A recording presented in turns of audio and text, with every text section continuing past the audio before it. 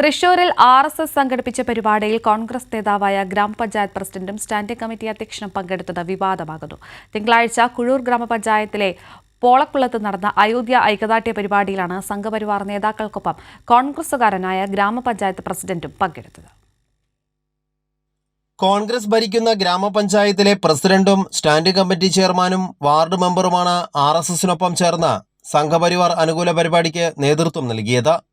അയോധ്യയിലെ പ്രാണപ്രതിഷ്ഠയ്ക്ക് ഐക്യദാർഢ്യം പ്രഖ്യാപിച്ച് തൃശൂർ ജില്ലയിലെ കുഴൂർ പോളക്കുളത്ത് RSS സംഘടിപ്പിച്ച ദീപം തെളിയിക്കൽ ചടങ്ങാണ് കോൺഗ്രസ് നേതാക്കൾ പങ്കെടുത്തതോടെ വിവാദമായി മാറിയത്.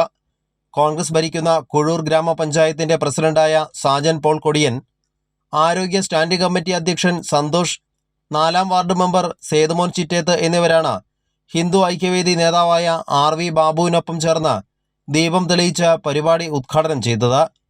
ഇതിനു മുൻപ് സേവാഭാരതിയുടെ ശുചീകരണ പരിപാടിയിലും പ്രസിഡന്റ് സാജൻ കൊടിയൻ പങ്കെടുത്ത് ഉദ്ഘാടനം നിർവഹിച്ചിട്ടുണ്ട്. തൃശൂർ ജില്ലയിൽ പലയിടത്തും കോൺഗ്രസ് നേതാക്കളും സംഘപരിവാർ സംഘടനകളും തമ്മിലുള്ള അവിശുദ്ധ കൂട്ടുകെട്ടിന്റെ ഏറ്റവും പുതിയ ഉദാഹരണമാണ് കുഴൂർ പോളക്കുളത്തെ സംഭവം. കൈരളി ന്യൂസ്, തൃശൂർ.